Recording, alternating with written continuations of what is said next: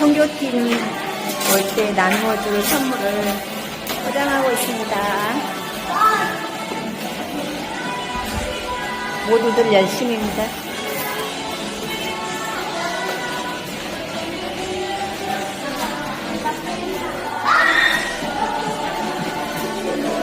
Kailangan kong smile. Magdagalit kasi ako. Nakakapangit daw natin.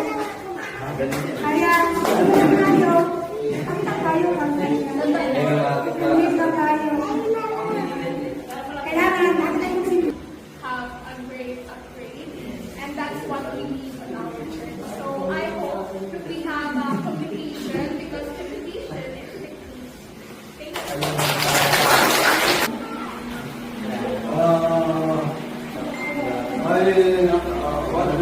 Tingin mo ang Diyos hindi lamang kapag ikaw ay masaya, kundi pati na rin kapag nakaharap ka sa kalungkutan at panganib. 아멘. 아멘입니까?